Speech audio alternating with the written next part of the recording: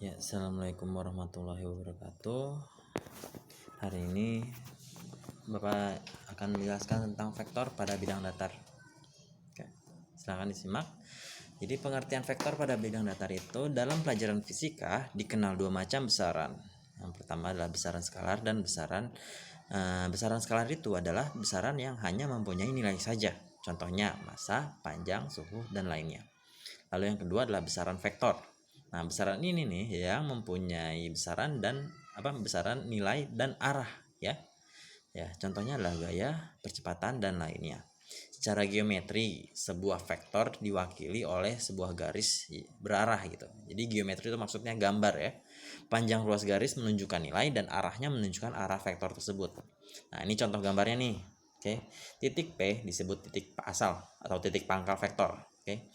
Nah, ini titik Q disebut juga ujung vektor. Nah, ini garis ini disebut vektor P. Nulisnya pakai P kecil ya. Ya. Ini kalau nulisnya pakai satu huruf. Oke, huruf kecil. Namun kalau pakai dua huruf kita dilihat dari titiknya, pakai huruf besar, P Q. Dari P sampai Q. Ya, makanya arahnya ke Q, begitu ya. Tuh, kalau misalnya Q P berarti arahnya nanti ke P. Balik lagi arahnya, beda. Oke.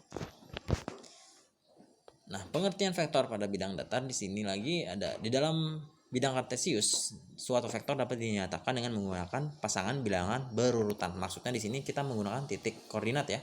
Ini titik P ini pakai x1 y1 ya.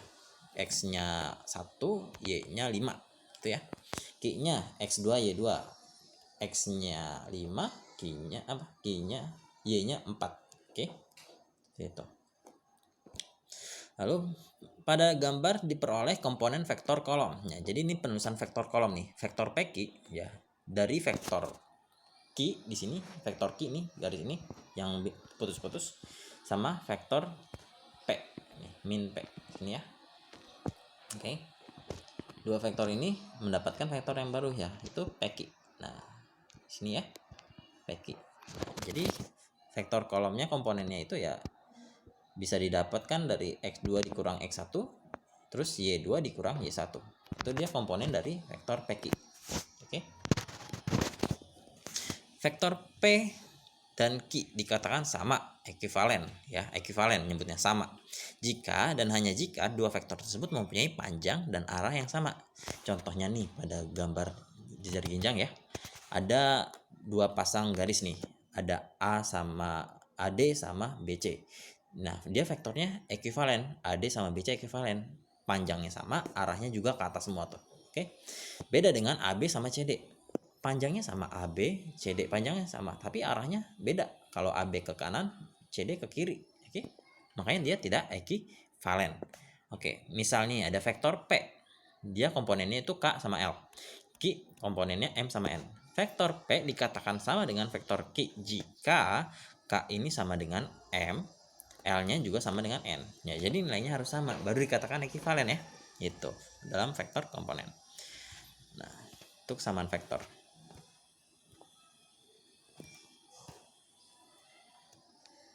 Oke.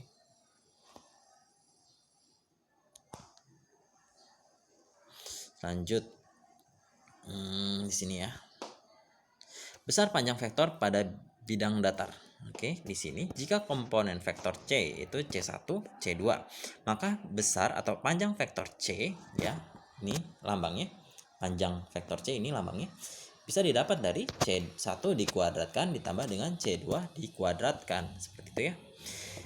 Bisa juga kita mencari vektor C-nya tadi, penjumlahan vektornya untuk menjumlahkan vektor kita bisa menggunakan metode segitiga dan metode jajar genjang secara geometrisnya gitu, secara gambar. Jadi kalau misalnya ada vektor A sama vektor B, kalau dijumlah mana hasilnya? Ya, kita dapat vektor C nih, garis merah. Oke. Ya, jadi ini menggunakan metode segitiga. A dulu kita taruh sini, lalu dilanjutkan dengan vektor B. Nah, ujung dari sini sama sini nanti disatukan, dapatlah vektor C yang merah ini. Oke.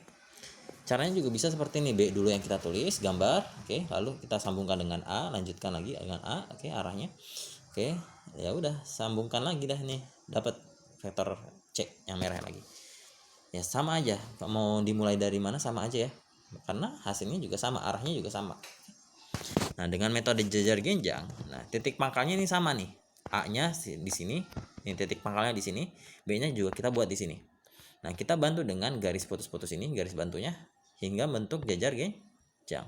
Nah, ujung sini yang titik pangkal sama ujung pertemuannya nanti disatukan, dapatlah vektor C lagi ya, sama dengan yang tadi juga. Jadi caranya bagaimanapun sama hasilnya ya. Secara analisis ya, kalau kita untuk mencari panjang vektor C ya, panjang vektor C ya. Nah, kalau diketahui semua panjang-panjang dari vektor-vektor A maupun B ya, jadi seperti ini gambarnya, kita bisa menemukannya vektor C ya. Dan komponen yang lainnya adalah di sini kalau diketahui theta sudut ya. Di sini sudutnya juga diketahui, ini 180 dikurang tetanya. Misalnya kalau ini 30 berarti 180 dikurang 30. Ini berarti 150. Jadi ini kita bisa menggunakan salah satu dari 3 rumus ini. Oke. Yang bentuk soalnya yang seperti ini ya.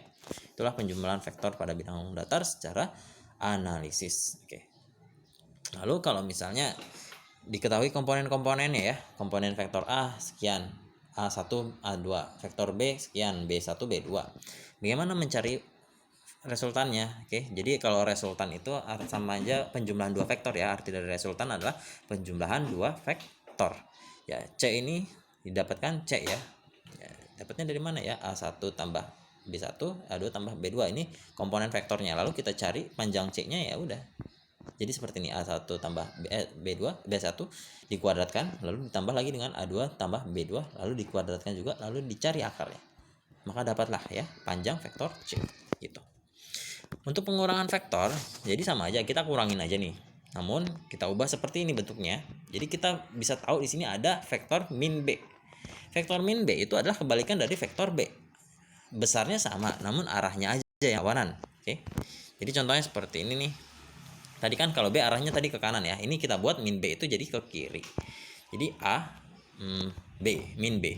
Jadi kita menggunakan metode segitiga dulu secara geometris ya. A-nya kita gambar dulu, lalu kita gambar B-nya. B-nya tapi malah ke kiri ya. Jadi seperti ini. Kita dapat panjang A-nya berapa? Panjang D ini. Jadi kita dapat vektor baru, vektor D. Oke. Itu ya, dari pengurangan vektor. Oke. Secara analisis sama kayak tadi. Ini kalau diketahui derajatnya ya, cos tetanya. Jadi tetanya itu didapat dari mana? Dari 2 vektor ya. Tetanya itu berada antara 2 vektor si A sama si B. Nih tetanya di sini nih ya. Kalau ada tetanya nanti dimasukkan ke rumus ini, dapat panjang D-nya.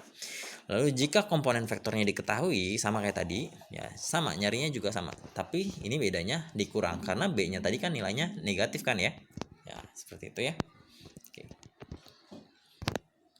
Lalu vektor-vektor koplanar adalah vektor-vektor yang sejajar dengan suatu bidang datar atau terletak pada bidang datar. Bentuk kombinasi linear, ya misalnya vektor A sama dengan M vektor I ditambah N dikali vektor C, dengan I adalah vektor satuan sumbu X, komponennya vektor I itu adalah 1, 0. Kalau J itu komponennya vektor satuan dari sumbu Y, komponennya adalah 0, 1. Di sini adalah pembagian ruas garis pada bidang datar. Jadi di sini ada ada garis A sampai B ya. Kita mau membagi jadi AP sama PB gitu. Acuannya adalah rumus ini, oke, bahwa si AP ini dan si PB memiliki perbandingan. Oke. Nah, kita bisa tahu nanti vektor P ini berapa sehingga kita bisa tahu koordinat vektornya dengan menggunakan rumus ini nih yang di bawah. XP. Kalau untuk mencari XP-nya gimana caranya? Ini ya, dari perbandingan N dikali dengan XA, titik koordinat X ya. XA nih sini. Berapa? X-nya itu kalau XA itu 1. Oke, Y-nya 5 ya. Kalau ini B-nya X, YB X-nya itu 5, YB-nya itu 4. Oke. Kita masukin, nanti kita bisa dapat koordinat dari P di sini. Nah, di sini adalah gambarannya, catatan nih. Ini masalah perbandingan. Kalau misalnya bentuknya seperti ini tadi ya, kita gampang. AP, PB perbandingannya ya 1:3. Ini contohnya kayak gini, 1:3. Gitu. Namun kalau misalnya si P ini, titik P berada pada perpanjangan garis ya, garis AB, ya berarti si siapa? PB-nya ini dia min. PB-nya dia min, PB-nya dia min. Oke. Kan A ke P. Tadi kan kalau A sampai B itu kan 4. BP itu 3 jadi 7. Nah, karena dia berbalik lagi nyari PB-nya, perbandingannya ya kita tulisnya min 3 di sini. Itu ya untuk pembagian ruas garis pada bidang datar. Seperti itulah materi vektor untuk hari ini. Silakan kalau ada yang ingin bertanyakan, ada yang ingin tanya, silakan di komen. Oke. Assalamualaikum warahmatullahi wabarakatuh.